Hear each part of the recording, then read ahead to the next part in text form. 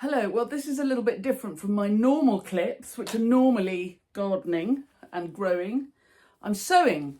I'm going to patch my beloved trousers, which unfortunately I ripped the other day on a piece of wire. Now, these jeans are pre-COVID era. They're Marks and Spencer's, very good quality. They're called boyfriend jeans. They're short boyfriend jeans. And I have two pairs of these jeans and I wear them day in, day out, year round, and have done for years, unless it's hot enough to wear shorts. It's rarely hot enough to wear shorts here in sunny Somerset. Anyway, so I'm going to patch my trousers, and that is what this clip is about. And if you're new to the channel, you're very welcome. Normally we're talking gardening, flower farming, small businesses, social media, but this is what they call, other people mix their B-roll into their clips. I do whole clips of B-roll because I have no time. I just have to do one thing at a time. That's something I've learned over my life. Do one thing at a time, you can do it all.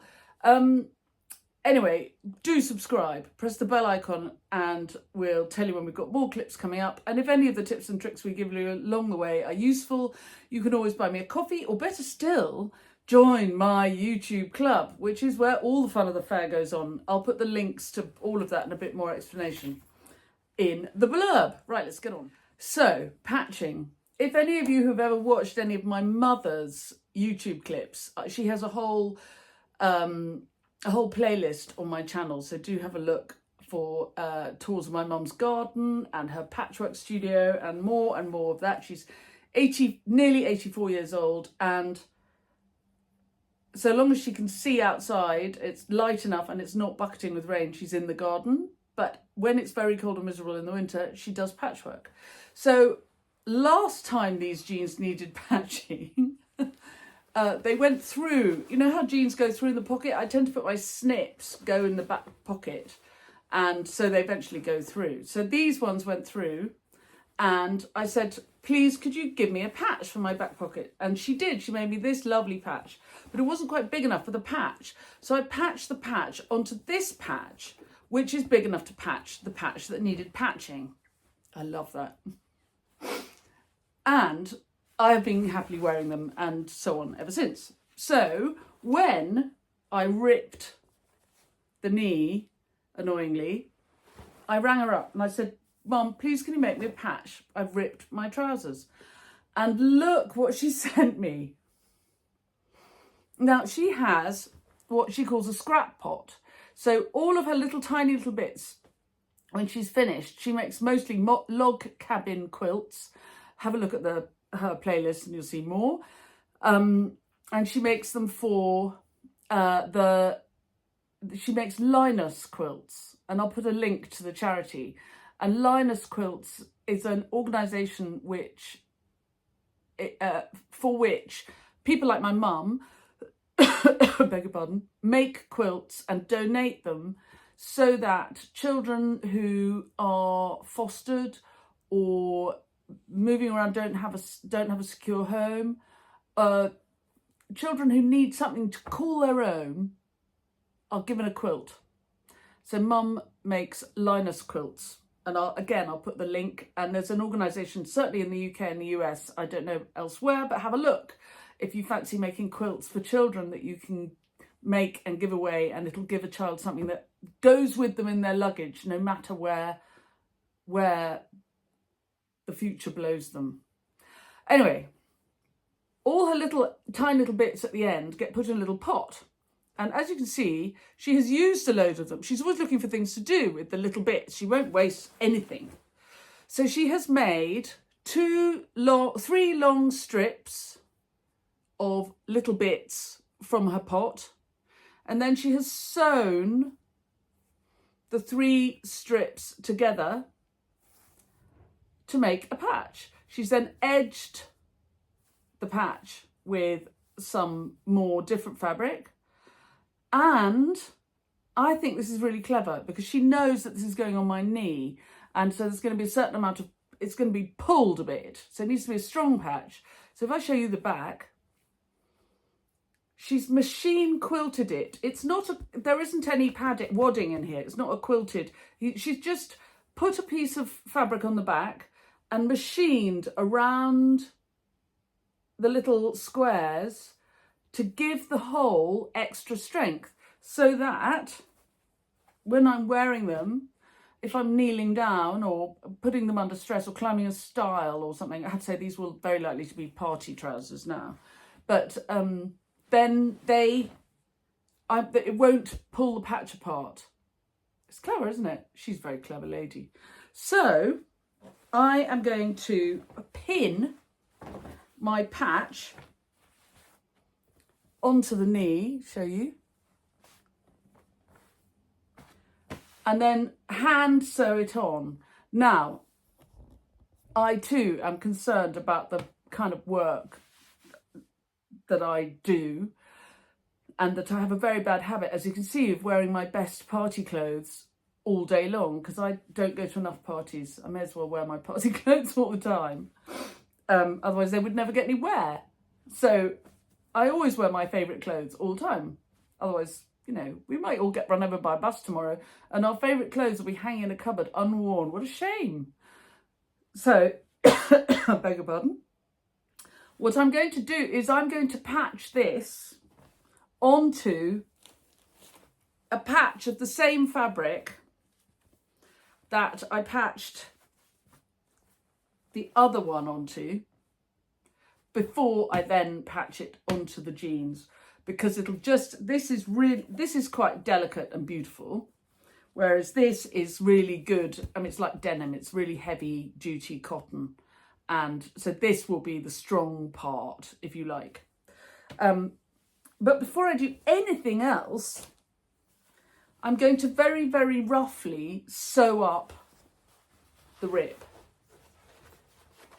so that when I lay the flat patch on, it's not still flapping about. You don't want it to be flapping about, because then every time I put my foot in, I'm risking ripping it further, and I don't want to do that. So I'm going to sew this up a little bit, and then I'm going to sew the patch onto the other patch, and then I'm going to patch the patch onto the patch that needs patching, so that it's a bigger version of that. Right, give me a minute. I'll show you what I'm doing. Oh, this never turns itself off. So I've cut a small piece of the fabric, the grey fabric, and I'm just pinning it on the inside of the trousers. Obviously, I'm pinning the nice grey and white stripe so that if it ever shows through the trousers, it's showing out, not in. My knees don't need to see the nice side of the fabric.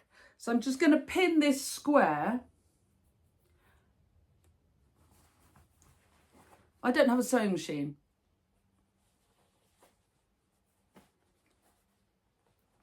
And I just do things quite quickly. I was taught to sew by my grandmother, who was a lady who thought that ladies, like children who, like the one I was, needed very badly to know how to make a sampler. And all I can remember of those days, and I then got very into making peg dolls. So she and I used to make peg dolls out of doll's pegs. And like my mother, she and my mother both had lots of little bits of fabric. And so I used to make peg dolls with my grandmother. And all I can remember now, I can still do really small stitches, and I can remember how to do a hem stitch and a chain stitch. And I've never really got to grips with a sewing machine since. I feel I should. But, you know, on the list.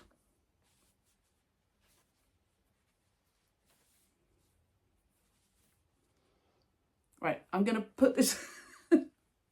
There's a limit to how bored you want to be. So I'm going to pin this, and then I'll show you the other side when I've sewn it on. So I've just made sure it's flat. And I'm going to sew it on. I'm sewing it on with red thread, because in this family we believe strongly in visible mending. See, very simple. It's not fancy sewing, just patching on the patch. Can you see? Very simple. Right, so that's sewn on, and you can see the stripes coming through. Made sure it's flat. You know, obvious things like make sure you don't sew the two legs of the trousers together. But I can now sew that patch onto the patch that needs patching, sort of confident that there's strength behind it, and so that the stripy patch that I've put on will prevent my knee coming through and putting pressure on this more delicate piece of work. So I'm now going to pin this on and I'll show you. Now what I've got is I've got quite a lot of this white muslin on the back, so I'm going to take all the spare bits off so that I can then hem around the patch, and I'm going to turn the patch into a hemmed patch, so that onto the patch of grey, and then that's what's going to be sewn onto the trousers. Because this may feel like massively over engineering, but the fabric that's going to be under pressure wants to be the same weight as the fabric that it's sewn to. If I have very, very fine quilting attached to strong denim, it's easier. This patch will survive longer if actually the pressure is put on between the denim of the jeans and this tough cotton. That's what I think anyway.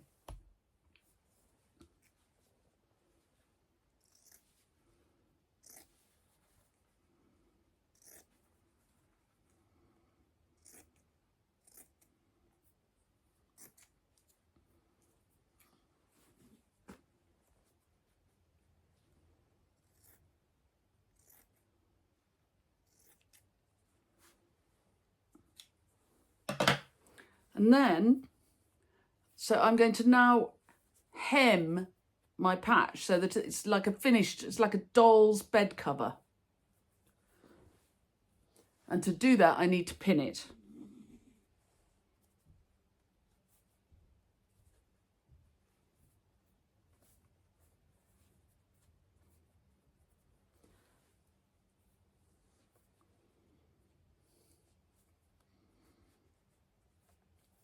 I'll show you when I've finished. Right, look.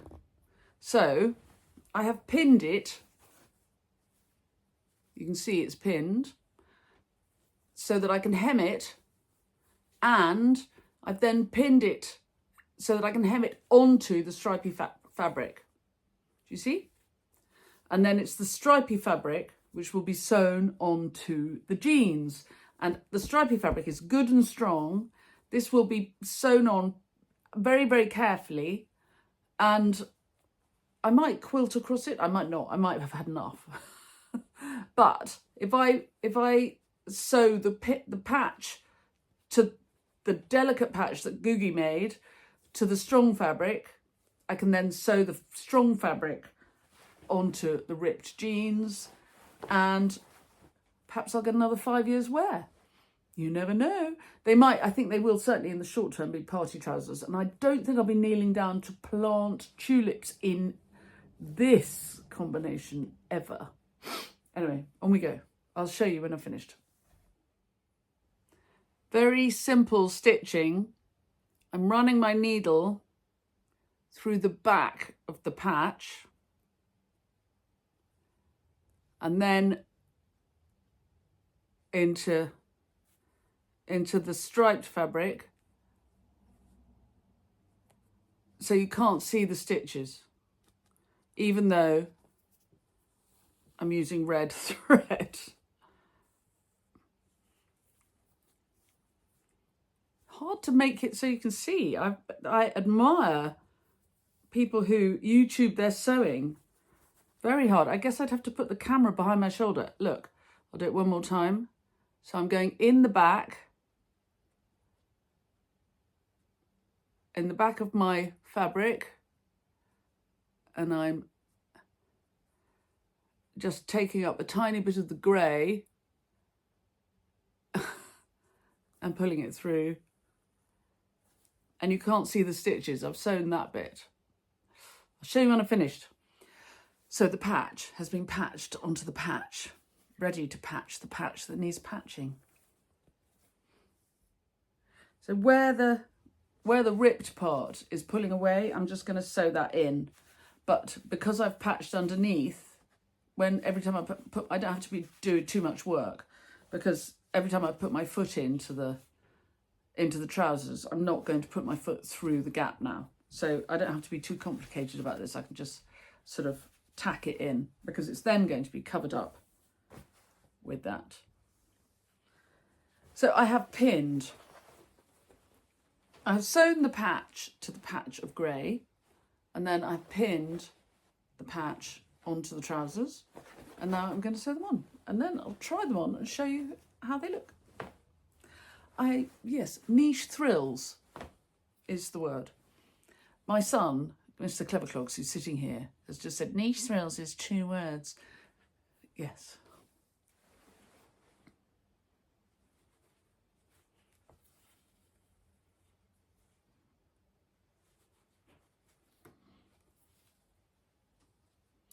Always start at a corner. And it's annoying. You have to stick your hand all the way down your trousers. Otherwise, you risk sewing the patch all the way through, so you sew the legs together.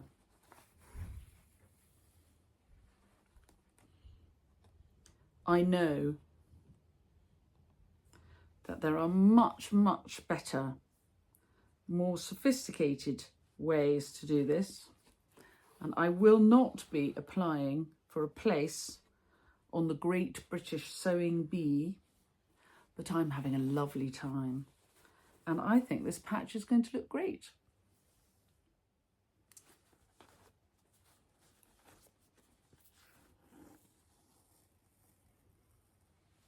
The way I sew it, you can't see. I'm sort of sewing under the patch and onto the jeans. And then you can't see the sewing. That's all sewn along there and you can't see the stitches. My grandmother taught me well. Et voila. Patch on the back. Patch on the knee. I'm going to put them on to show you what they look like. And here we have fashionable patch. It's good, isn't it? If I put it down, you'll see better, along with all the boots. Look at that. Ta-da. Yes, yes. The rest of the outfit, Gucci, not Gucci, M&S. Oh, really? M&S boots, M&S jeans, M&S top. This is very old Gucci, like 30 years. Nice. I used to work for American Vogue. I have this stuff in Paris. Anyway, I'm very pleased with my patching. If this is proof of nothing else, it is that everybody can patch something. So if you find you've ripped your trousers or shredded your shirt, maybe think about making a patch and patching the patch that needs a patch with a patch. Even if that patch needs patching onto another patch in order to be big enough to patch the patch that needs patching. Have a lovely evening. Bye.